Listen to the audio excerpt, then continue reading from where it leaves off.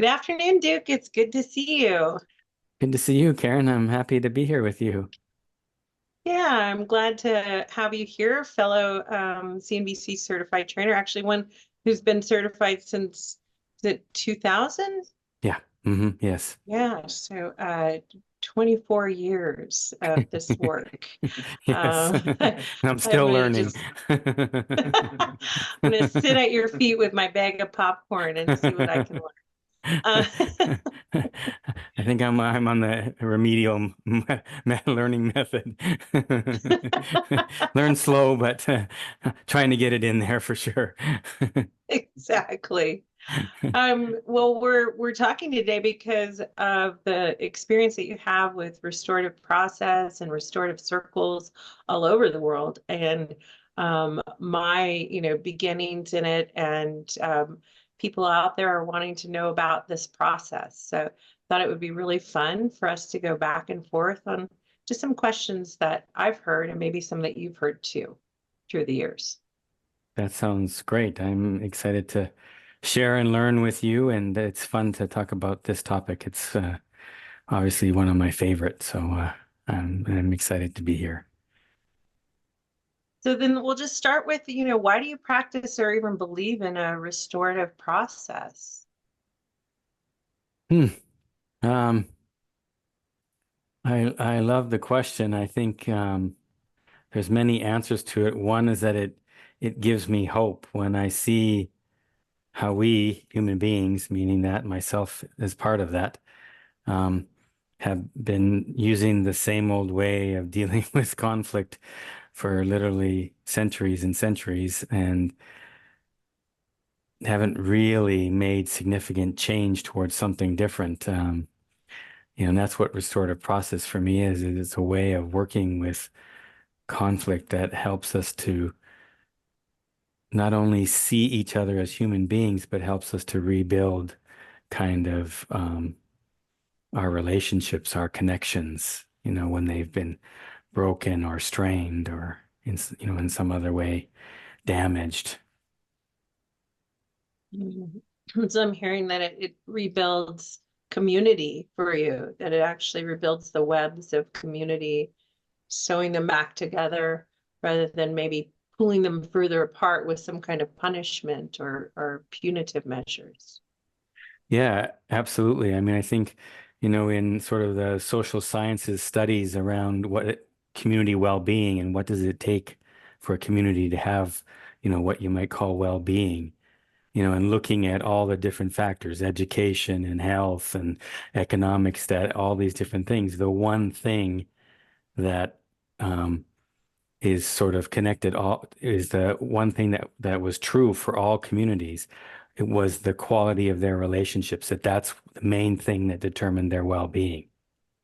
Hmm. And so, yeah, Yeah. so I think if we don't work on those things, then I don't see how we're going to live well in community together, especially as things become more divisive or, polarized and all that. Yeah, and that really, the first question that came to mind was like, how in a world that moves so fast, how do we tend to the quality of our relationships in this, I would evaluate as a very quick world. Yeah, it certainly is, and that I think is a challenge. And that's another thing I love about restorative processes is that it invites us to slow it down enough so that we can, really connect. And that can be challenging for people to not so much to do it, but to be willing to take the time to do it. That's the challenge sometimes. Sometimes the conflict needs to get quote unquote bad enough where people are saying, okay, I can't ignore this anymore. I can't use the old methods anymore. Yeah. Yeah. Yeah, I heard Marshall Rosenberg say that the two things that um, don't support conflict resolution are a lack of willingness or urgency. Mm. So if there's not willingness and there's an urgency in time, then conflict resolution maybe doesn't have a great chance, at least in the way that we perform it. Yeah. Yeah. No, I think that's true. I think if we try to, I mean, the quick way to get through it is just punish someone or get violent in some form or whatever. But that has enormous consequences, as we see in the world everywhere. Yeah. So how do you personally keep people focused on hearing each other deeply instead of maybe the compromise that they want to come in with or the outcomes that they think they're going to get? Um, Part of that is kind of getting agreement around how we're going to work with the conflict up front. In restorative practices, we call it developing a restorative system, but it's about talking to people and getting agreement up front about how we're going to work with this conflict. I think that's a big part of it right there. Then also built into the structure of how we work is that slowing down, and that, a component of it, the structure of the process is to listen to each other and to do that in a very concrete way, which NVC is super supportive of. Mhm, mhm. Mm, In my experience, which mm, is again a quarter or less of yours, it's it is essential. I've decided to have a shared language either learned concurrently or prior to the hmm restorative process, because otherwise it's not sustainable. I've worked for 4 months, 5 months on end, and people revert to the same habitual language, which just tends to stimulate and cause the same pain to come up. And I'm wondering if that's true for you as well. mm.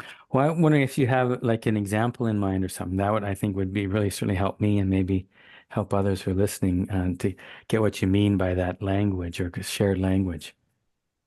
Yeah, so if while I'm there in the room, we'll say I do a lot of Hmm this over Zoom, both working individually with the person or in dyads or then ultimately in a circle, hmm I can shift language if I hear words that are inflammatory, like uh, Yeah. you've abused me or isolated me, or I'm always left out, these kind of words, and where someone's actually believing them, I can help shift that to a need, or a feeling. Like, what are you really feeling? You're feeling really lonely, maybe Mm, hurt. mm, Are you heartbroken or in pain?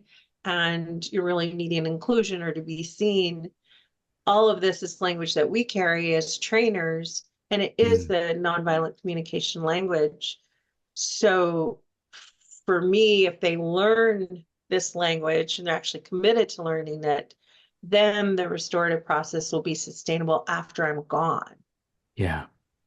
Yeah, I think it's like, as you said, either learning it prior or kind of while they're doing it can be really helpful. And that's, I think, where like us as facilitators, for example, modeling that kind of language and supporting people when they get caught in the judgments or whatever to kind of Mhm. hear below, that content information, that judgment, and hear the deeper needs or the deeper meaning below it.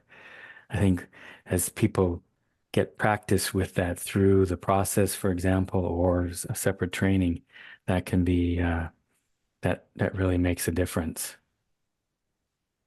So do you because now I'm basically, we don't really require, but I'm in my packages, I put that as, this is vital that we learn this language. Do you ask for that when you contract with groups? Or are you just maybe expecting them to get it through the process?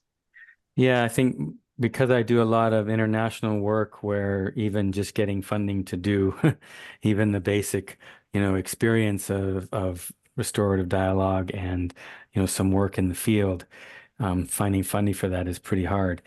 But I've been pleased seeing, like, often I'll work with people for like I'll work with the local group who's going to be, hopefully taking over the facilitation. I'll work with them over a period of time, and part of that will be learning how to connect to that deeper meaning or to identify needs. But then even when we work in the communities, we often have 3 days of dialogue where they're hearing this constantly. First in the first round where I'm continuously hearing them and saying it to them. And then they get a chance to practice it through the process itself, where they're invited to listen and say back, the deeper meaning of the speaker. And as they keep hearing each other and they hear me and my colleagues kind of stepping in when they don't quite get it, they start to pick it up more and more. Is it at the same level as someone who's been worked years in NVC? No, but it's amazing how far they do get and how satisfying it is for the other person, the speaker, to be heard in this way, even if it's not perfect. Yes, I'm hearing that the leaders, getting the leaders really integrated or involved through the process is what's going to help it be sustainable when you as a facilitator or me as a facilitator leaves. Yeah, I'm pretty excited myself. We were just the nonprofit that I'm on the board of is called a Network for Nonviolent Communication, and we just wrote a grant in hopes we'll get to work with Native women in internationally, but specifically probably the groups that we're aware of that want this work is in the Southwest of the United States. And we want to take 10 of them through the CNVC certification process so that they can actually then have the language and then also learn restorative circle process as well, and not call from the outside, but actually be representatives from within their community. So I'm pretty excited about that. Yeah, that's really exciting to be able to support some of the First Nations communities or the Native American communities, different communities like that, because these practices, I mean, originally were part of their way of being, and unfortunately, because of some of the ways that they've been treated and everything, it's been hard to hold on to these practices in the face of, Western judicial system and whatnot. For them to get reconnected to them sounds really thrilling. Yeah, actually, when I step into circle in these communities, I find it to be very comfortable. It's when the outside stories or influences come in, or we all go our separate ways back to our outside influences, that I feel really concerned about it being sustainable, and the trust to be even sustainable. So what I've been asked before is are you neutral? And I have a response to that. I'm curious what your response is. Um, I'm sorry, I'm a human being, so I can't be neutral. I'm going to have emotions about at different moments during the circle about different things that they're talking about, or some of the pain or conflicts or the way someone's expressing. So part of the whole process, it's built into the process that I work with, where we take us facilitators take time to really connect with ourselves and try to identify, do we have biases? Do we have stories about one group or one person or one argument or something versus others? And, how can we transform those so we can just, again, regain our sense of the human being in front of us and see in NVC, the beautiful needs, the beautiful reasons why they have taken the actions they've taken, or whatever it might be, so that I can see their human being in front of me, even when, in some cases I work with violent conflict, so sometimes I'm hearing some pretty horrendous stories.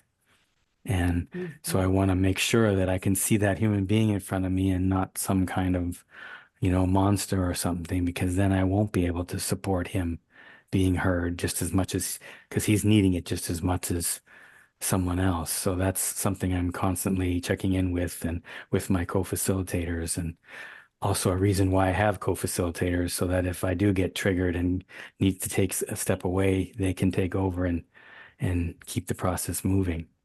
How about for yourself? I'd love to hear your response to that one too. Yeah, so I consider myself omnipartial, which is Mm, partiality as far as equal compassion for all human beings, which means yes, I'm going to have feelings. And it doesn't look equal, but I try to make it equitable. Meaning that if someone is really in pain, I might be focusing more on them with empathy, hmm but then I will bring it back. And it may be during one session, this person that's in more pain has had more focus. And then, next time around, I might focus more on the other person, or it may go back to person A. So I try to bring equity in it. And yeah, I just really like the term omnipartial because like you, I don't think we can be neutral. We're human. And it's we're gonna have feelings. That we're given feelings to show us, what's going on with us. What do we need? How do we hmm get connected to show us when we're disconnected, I believe. Yeah. Yeah, that's great. I love that omnipartial because that's the way. And I also love you using the term equity because it isn't that I'm trying to go, okay, you've got 5 minutes to talk now, you've got 5 minutes to talk and going back and forth or something. No, but it's I want to support people to have a sense of being heard and understood in the way that they're wanted. Some that might take a little longer, some it might be shorter. Um, but can I support them to really be heard and understood in the way that they're hoping to or wanting to be? Um, so that I like that term equity. Yeah, great. Thank you for Yeah. that. Some of these processes, actually, I met you through a process where you came and worked with the board that I was on. Right. And I think it was for 4 months that we met, and then you did some follow-up care. Um, I think we were telling ourselves it was going to take one meeting, maybe a few meetings beforehand, and then one meeting, and it didn't.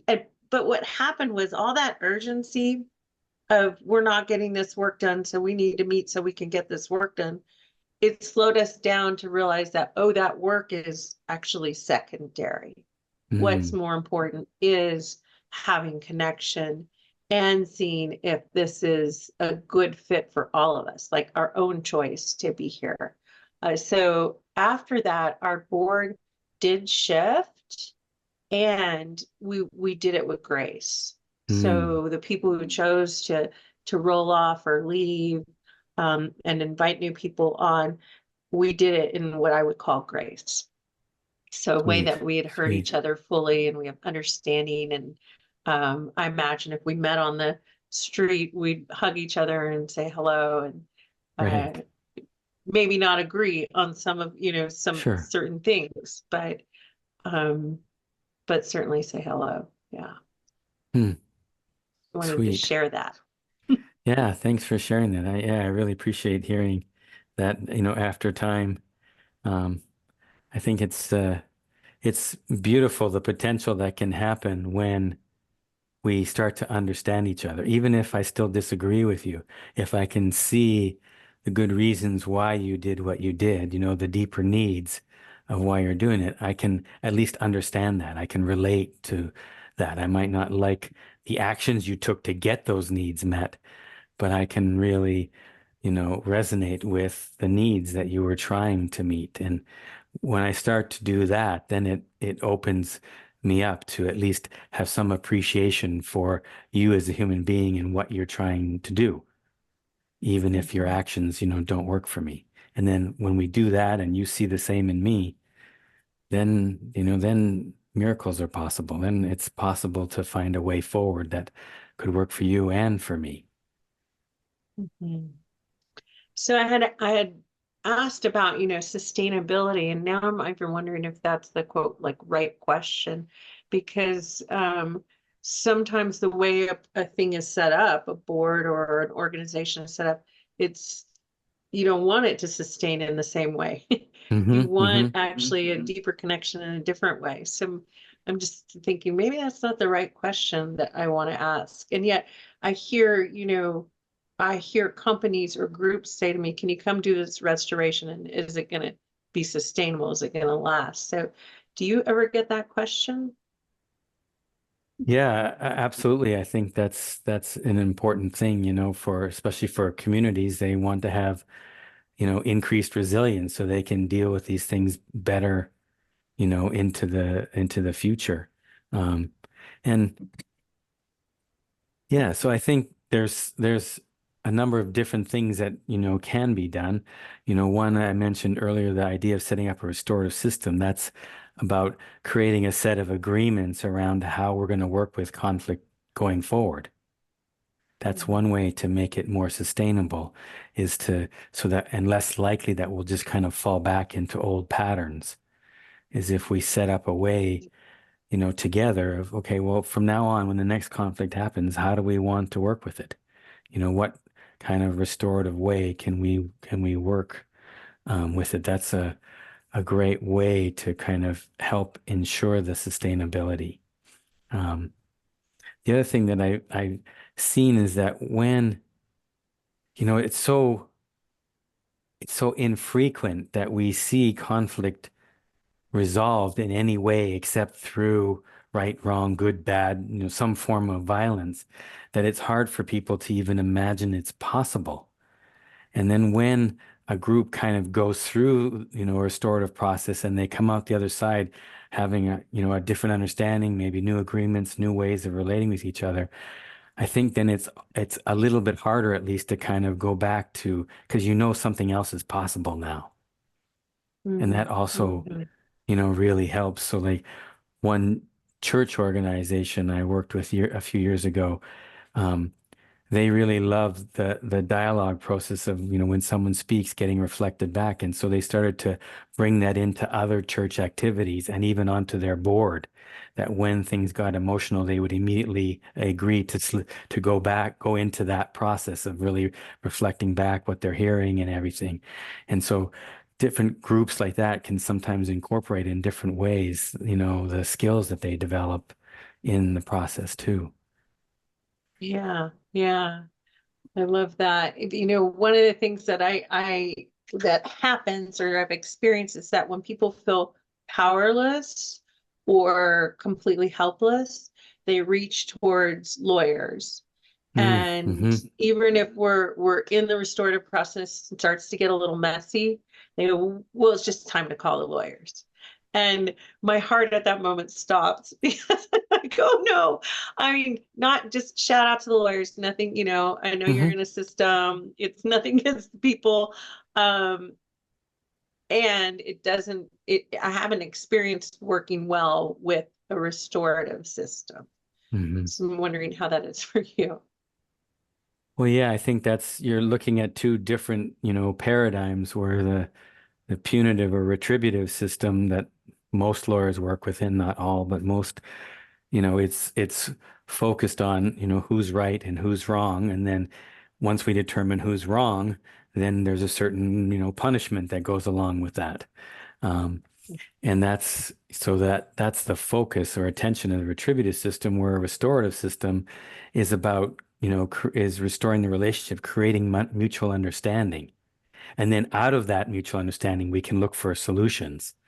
But the focus is completely different. And it's not just figuring out who's right and who's wrong and who gets punished. It's about how do we understand each other? And then, okay, once we understand each other, okay, how do we move forward in a way that works for all of us?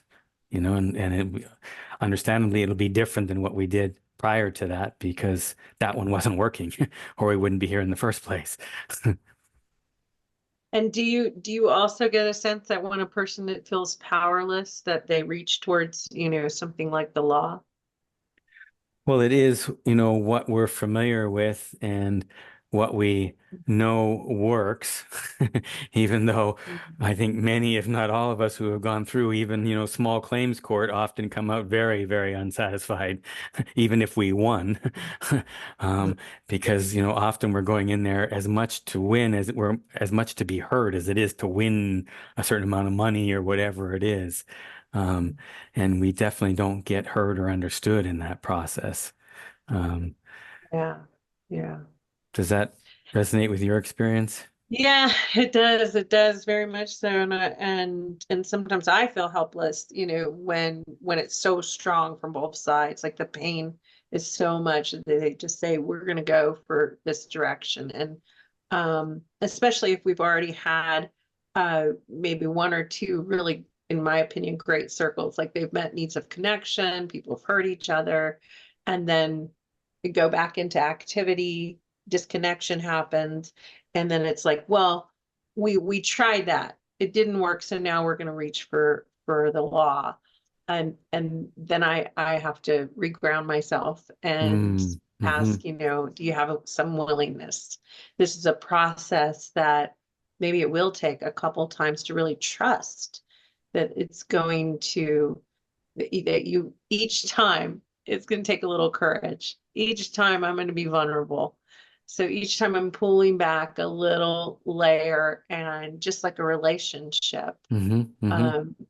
in relationships, whether it's with, family or lovers or friends, you have these different layers where you hit up against edges, and um, having a dialogue, like a really authentic, courageous dialogue, is what deepens it, Mm-hmm. my experience.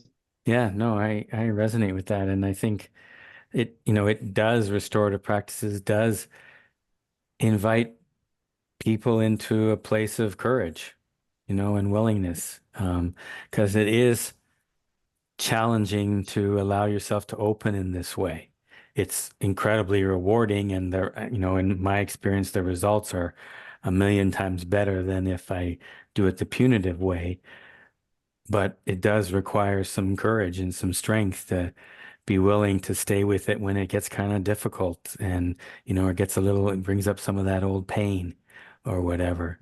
The beauty of it is that if we stay with it, if people are willing to stay with it, often that pain gets transformed in a way that it doesn't have the same impact on them anymore after that. It can't touch them in the Mm. same way, which that won't happen in my experience in the punitive system.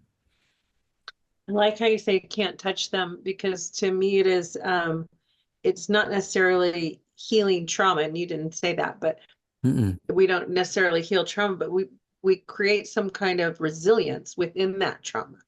Mm-hmm. So Mm-hmm. it's that, oh, here's this again, but wait a second, I have I have something else going on. I have another connection to a different strategy or a different way of facing this trauma or this stimulus. Mm-hmm. Yeah, absolutely. And they also, hopefully, if they stay with it, they'll have the experience of, wow, I went up against this pain or up to this pain, and I was able to keep moving through it. And so Mhm. knowing that you have done that once, then it's never quite the same again. In my experience, I Mhm. know, with obviously we provide hopefully the kind of support that will help people to do that. Um, Yeah, and I'm curious, since we're both on the trainer team for this upcoming IIT, and we'll have people come from all different backgrounds, and some of them with different kinds of trauma. Um, you and I know that we're going to set up some systems, but for people listening, what can we add to give them confidence that it'll be a place of maybe safety and security, trust? hmm. Well, I think one of the things about an international intensive like that is that, one, we have a team of trainers and organizers whose, whole focus is to support and a commitment to being with, whatever comes up in themselves, whatever comes up in their participants. And we have a whole, community of participants who have also made that same commitment. And so Mhm. that, in and of itself is already helps build a strong container to hold whatever comes up. So that's for me one aspect of it. And then as you kind of, I think, mentioned or alluded to, we would also be creating some systems within our community that, to deal with conflict, to receive feedback from the participants and everybody, different things like that, so that we have something in place already. So, when conflict or other things come up, it's not like we're scrambling on the spot. We've already got something in place that, that we can immediately respond to what's happening. Do you have other Yeah. thoughts about that too to add to that? Yeah, I think I'll add, I mean, all of those I agree with, and also knowing, some of the people who are coming in their backgrounds, the supporting trainers, their extensive experience, I feel really comfortable with Yeah. the team that we have and the people that are coming. But I think in addition is that there's there's a lot of choice at these trainings I've Mm, experienced. And what hmm I didn't experience in my childhood was the knowledge that I had choice. And so I think some of the my own personal trauma was just not that knowledge. And the first time I went to, it wasn't an IIT, but it was a family heart camp. There was this, exercise of how much choice we were going to have. And I reached towards, I'm going to be, the person with the most choice.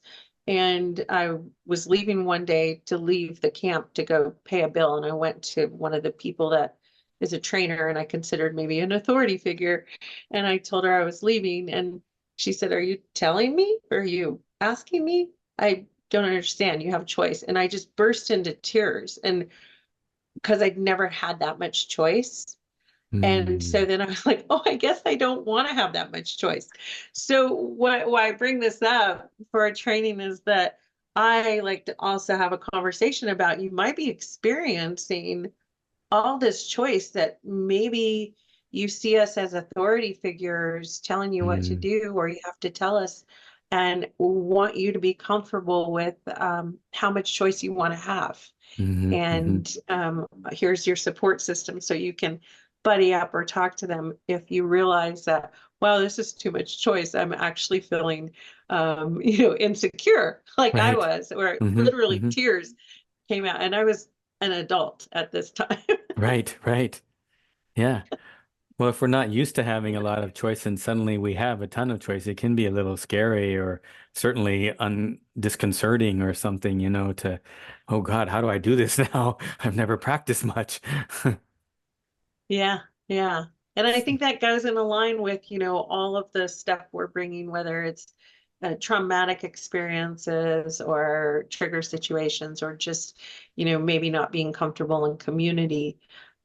So really talking about these things and bringing them out for people so that we can offer them whatever web of support we have, that I'm confident that our team will do. Mm, yeah, me too. That's wonderful to hear.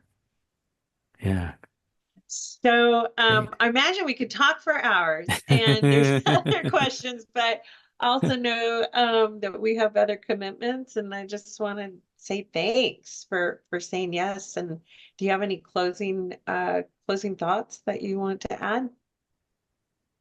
Um, No, I guess I mean just that I imagine that you and I, amongst many other topics, will be talking about restorative practices at the New Mexico International Intensive and giving people a chance to experience and practice, with some of the processes that are part of that. And I'm excited to be sharing that with you and with our team, and really looking forward to having more people who are excited about restorative practices, because I think just looking around the nation or around the world, it's easy to see how much we need a different way of working with conflict than what we've been doing for so very long. So the more of us that are out there with sharing the word and having experience, the more thrilled I am about that. Yeah, I agree with that too. I'm also pretty excited to share what I know and to practice. It's so much fun to just practice with different people and hmm to see the process work. I was going to say one other thing that slipped my mind, but that's what happens. So for now, we'll just say this conversation continues. And thank you, Duke, for chatting with me today. Yeah, thanks. It was really fun. It's a fun topic, and it was great to talk to you about it. Likewise. Right. Take care, Karen.